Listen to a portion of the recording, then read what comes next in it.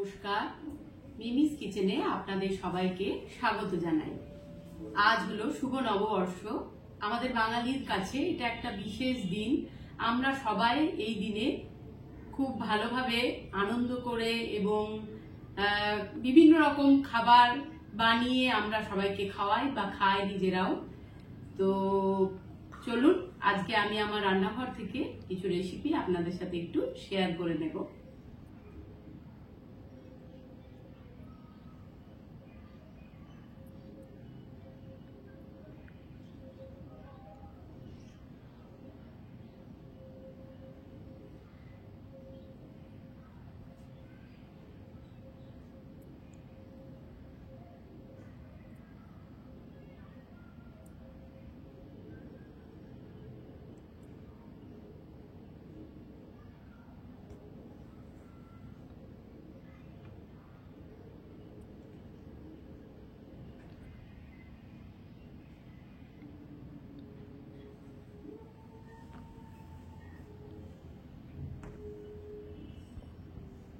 দেখছেন ঝুড়িতে, এটা কিন্তু ভেটকি মাছ, আর এগুলো হচ্ছে গন্ধরাজ লেবুর পাতা। আজ আমি আপনাদের সাথে শেয়ার করব গন্ধরাজ ভেটকি। চলুন রান্নাটা শুরু করব। মাছগুলোকে আমি প্লেটের মধ্যে তুলে নিলাম। এবার ওপর থেকে দিয়ে দিচ্ছি গন্ধরাজ লেবুর রস, আর দিয়ে দেবো এখানে আমি গোলমরিচের গুঁড়ো। সামরিচ হলে বেশি ভালো হতো, আমার কাছে ছিল না, তাই আমি গোলমরিচ কালোটাই দিয়েছি। আর দিলাম নুন। এবার হাত দিয়ে ভালো করে আমি ম্যারিনেট করে নেব। লেবুর রস, গোলমরিচের গুঁড়ো আর নুন দিয়ে। আজ কিন্তু আমার ভিডিওটা একটু বড়ই হবে, সবাই একটু ধৈর্য ধরে দেখবেন। আমি যা যা রান্না আজ করেছি সেগুলো সবই আজকে ভিডিওতে শ্যুট করেছি।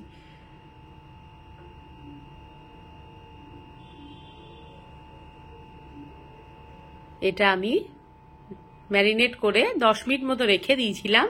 এবার আমি কড়াই বসিয়ে দিলাম। এবার গ্যাসটা আমি ধরিয়ে নিচ্ছি। এই গন্ধরাজ ভেটকিটা কিন্তু সর্ষের তেলেই আমি রান্নাটা করব। এবার কড়াইয়ে দিয়ে দিলাম বেশ খানিকটা সর্ষের তেল। কাঁচা লঙ্কাগুলোকে আমি একটু কাঁচির সাহায্যে চিড়ে নিচ্ছি।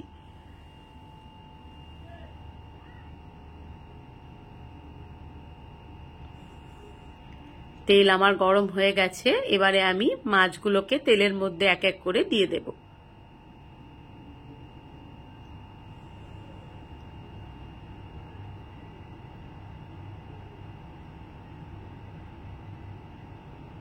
খুব ডিপ ফ্রাই হবে না মাছটা, হালকা করে ভাজা হবে দুটো পিঠই।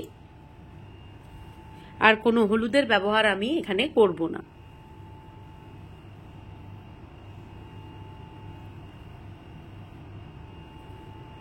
আজ সবার বাড়িতেই কিছু ভালো রান্না, খাওয়া দাওয়া সবার বাড়িতে, আজ আমাদের বাঙালিদের বাড়িতে হয়েই থাকবে এটা। এক পিঠগুলো আমি উল্টে দিচ্ছি।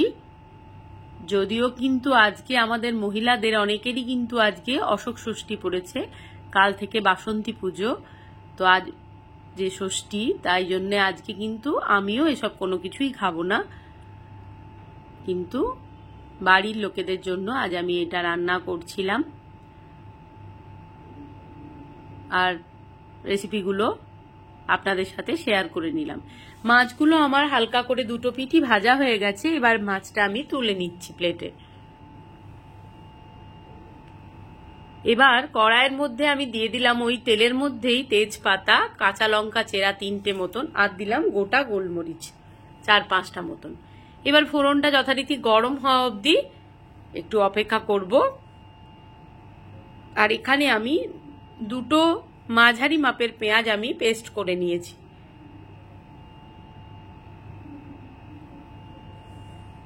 সেই পেঁয়াজ বাটাটা আমি ওর মধ্যে দিয়ে দিলাম। এবার ভালো করে তেলের মধ্যে আমি এটাকে কষিয়ে নেব।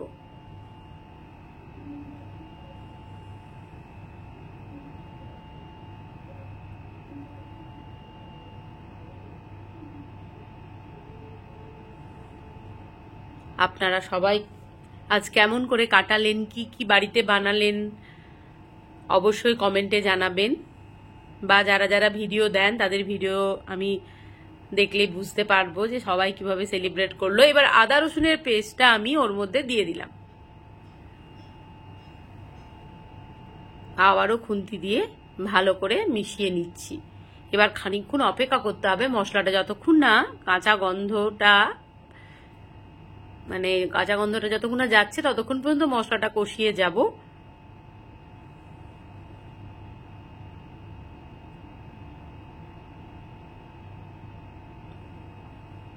এরপর আমি দিয়ে দিচ্ছি ফেটিয়ে রাখা টক দই। এখানে আমি 100 গ্রাম টক দই নিয়েছিলাম, সেই টক দইটা পুরোটাই আমি ওর মধ্যে দিয়ে দিলাম। আগে ভালো করে ফেটিয়ে নিতে হবে। এবার ভালো করে আবারও আমি খুন্তি দিয়ে এটাকে মিশিয়ে নিচ্ছি।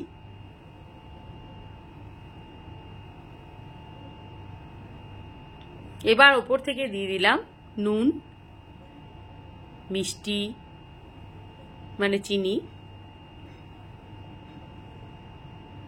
আর দিয়ে দিলাম গোলমরিচের গুঁড়ো। এবার খুন্তি দিয়ে সমস্তটাকে আবারও মিশিয়ে নেব।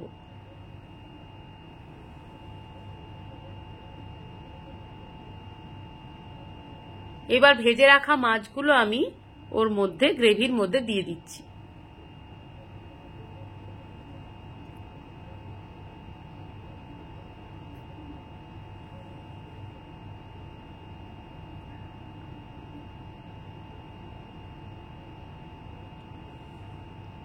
আজ যেহেতু নববর্ষ, তাই কিন্তু আমি নতুন শাড়ি পরে সেজে গুজে আপনাদের কাছে এসে গেছি।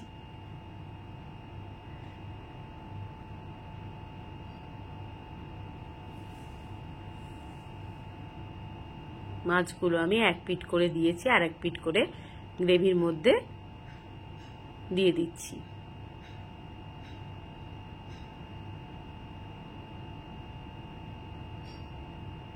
এরপর ওই টক দইয়ের বাটিতেই ধুয়ে জল দিয়ে দিলাম, জল দিয়ে দিয়েছি।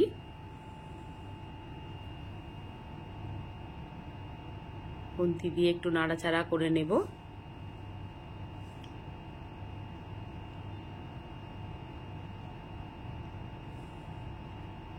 ঢাকা বন্ধ করে দিলাম। এবার চলুন, আমি পোলাওয়ের চালটাকে কিন্তু আধা ঘন্টা ভিজিয়ে রেখেছিলাম জল ঝরিয়ে। এবার প্রথমে দিয়ে দিলাম গাওয়া ঘি। ঘিটা কিন্তু আমার হোমমেড, তাই কোনো কার্পণ্য আমি ঘি দিতে করিনি। আদা বাটা দিয়ে দিলাম, এটা অপশনাল, কেউ যদি না চান আদা বাটা না দিতেও পারেন। আমি পোলাও করলে একটু আদা বাটা দিই। এরপর আমি দিয়ে দিলাম গরম মশলার গুঁড়ো। এখানে কিন্তু জায়ফল, জয়িত্রী, ছোট এলাচ, লবঙ্গ, দারচিনি সব রকমই দেওয়া আছে এই গুঁড়ো মশলা। এটাও আমি বাড়িতে তৈরি করে রাখি। আর দিয়ে দিলাম হলুদের গুঁড়ো। এবার দিচ্ছি আন্দাজ মতো নুন, আর দিয়ে দেবো চিনি।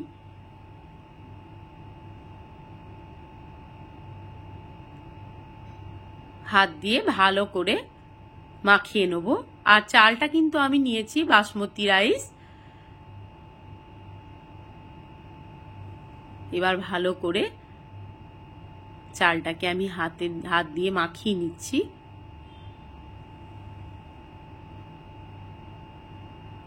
রান্নাঘরে চারিদিকে ছড়িয়ে ছিটিয়ে আছে।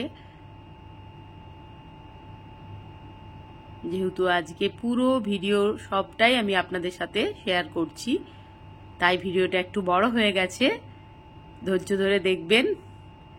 এবার ঢাকনা খুলে আমি এবারে মিশিয়ে দেবো ওপর থেকে ছোট বাটির 1 বাটি মতন ফ্রেশ ক্রিম। যদি ফ্রেশ ক্রিম না থাকে আপনারা দুধের সরটাকে ভালো করে ব্লেন্ড করেও দিতে পারেন, অসুবিধা নেই। আর ক্রিম থাকলে তো কোনো ব্যাপারই না।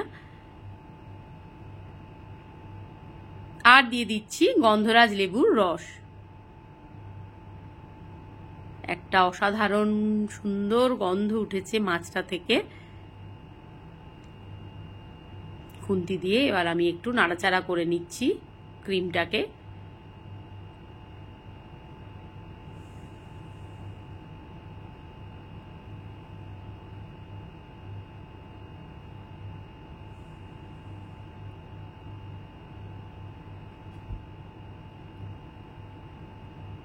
মাছটা আমার প্রায় হয়েই এসেছে।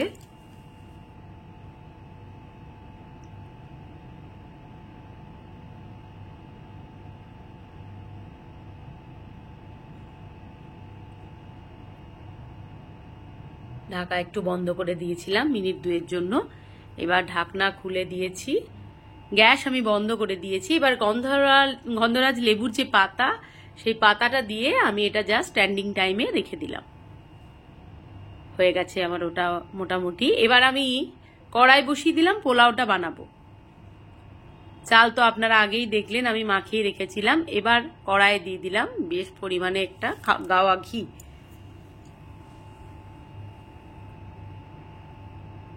একটু নাড়িয়ে নিচ্ছি ঘিটাকে।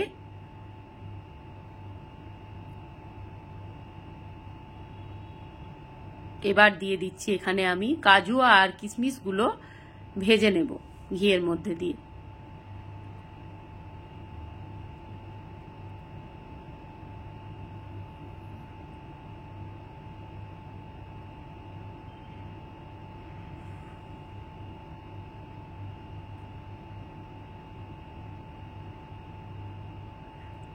ভাজা হয়ে গেছে, এবার তুলে রাখছি।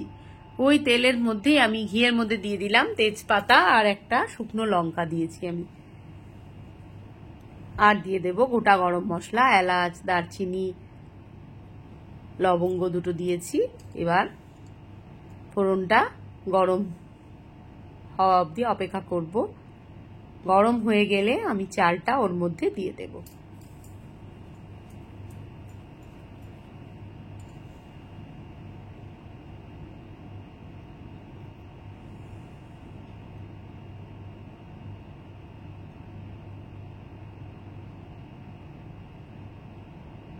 বাঙালি মানেই খাওয়া দাওয়া, তাই না বলুন? আমরা বাঙালিরা কিন্তু খেতে খুব ভালোবাসি এবং খাওয়াতেও ভালোবাসি। এবার খুন্তি দিয়ে ভালো করে চালটাকে আমি নাড়াচাড়া করে নেব।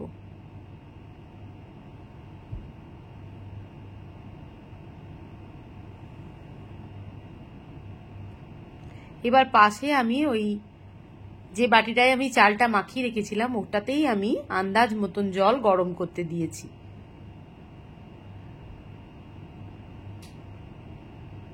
চালটা যখন বেশ লালচে মতন রং হয়ে যাবে তখন বুঝবেন যে চালটা ভাজা হয়ে গেছে। এবার আমি দিলাম অল্প পরিমাণে একটু হিং। এটা অপশনাল, আপনারা না চাইলে না দেবেন, কিন্তু আমার ভালো লাগে তাই আমি অল্প হিং দিয়েছি।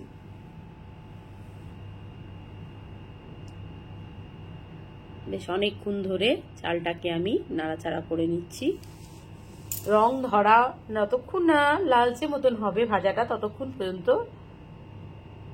হয়ে যাবে। এবার হয়ে গেছে তাই আমি গরম জলটা ঢেলে দিলাম ওর মধ্যে। এবার খুন্তি দিয়ে ভালো করে নাড়াচাড়া করছি আবারও। আজকে আমার ভিডিওটা আমার মেয়ে করে দিচ্ছে, তাই আমি দুহাত দিয়ে ভালোভাবে ধরে রান্নাটা করতে পারছি। এই দেখুন গন্ধরাজ ভেটকি কিন্তু আমার তৈরি হয়ে গেছে আর ভীষণ সুন্দর একটা গন্ধ চারিদিকে ছড়িয়ে গেছে। এবার বানাচ্ছি আমি আলুর দম। ওদিকে তো পোলাও হচ্ছে আর এদিকে আমি কড়াই বসিয়ে দিয়ে দিলাম সাদা তেল। আর দমের আলুটা আমি হালকা একটু ভাপ দিয়ে মানে সেদ্ধ করে একটু রেখেছিলাম। এবার আলুটা আমি তেলের মধ্যে দিয়ে ভেজে নেব।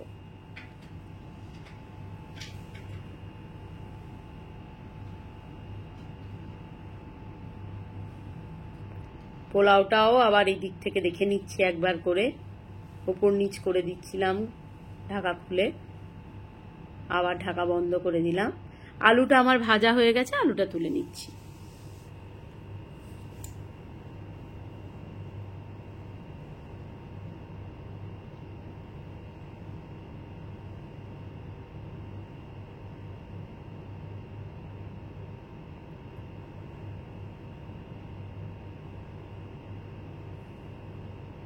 এবার আরেকটু তেল দিয়ে দিলাম কড়াইয়ে।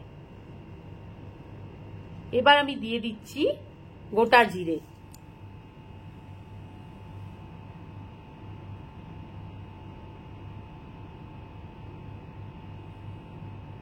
দিলাম তেজপাতা, শুকনো লঙ্কা,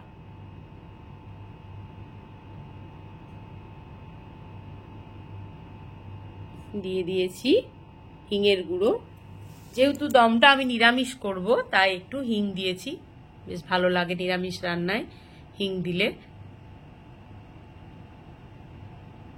এবার দিয়ে দিলাম টমেটোটাকে আমি গ্রেট করে রেখেছিলাম গ্রেটারে, সেই গ্রেট করা টমেটোটা আমি ওর মধ্যে তেলে দিয়ে দিয়েছি।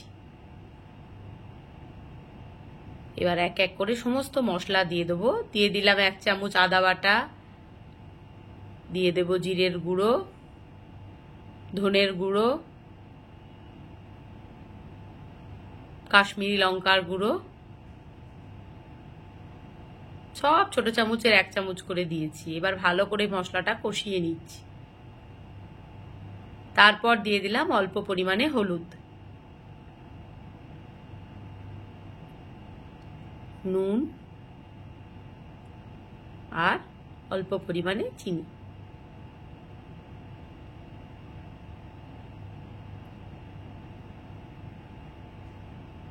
এবার দিয়ে দিলাম কাজু আর চারমগজ বাটা।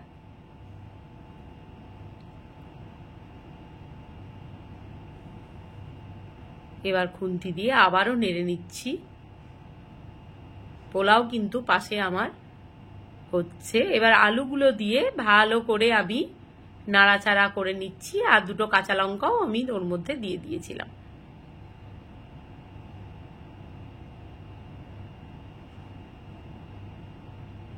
আগে পরে হয়ে গেছে, ভিডিওটা একটু অনেক বড় তো, তাই পরের পার্টটা আগেই আপনারা দেখে নিলেন। এই যে আলু দেওয়াটা পরে হয়ে গেছে আর আগে কষানো হয়ে গেছে। যাই হোক,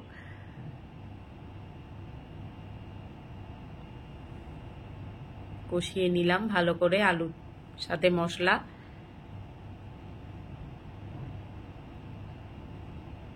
এবার জল দিয়ে দিচ্ছি।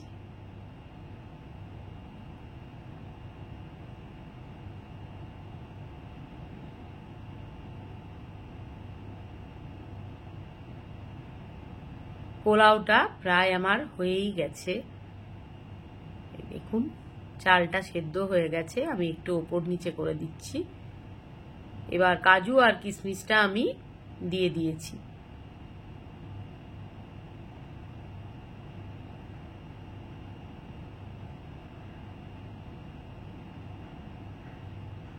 ওপর থেকে আমি একটুখানি মিঠা আতর দিয়ে দিয়েছিলাম। আলুর দম আমার হয়ে গেছে। এই দেখুন খাবার আমি পরিবেশনও করে দিয়েছি। কেমন লাগলো আজকের ভিডিওটা আমার কমেন্ট করে আমাকে অবশ্যই জানাবেন। ভিডিওটি ভালো লাগলে like, comment, share and subscribe করে আমার পাশে আপনারা এইভাবেই থাকবেন। সবাই সুস্থ থাকুন।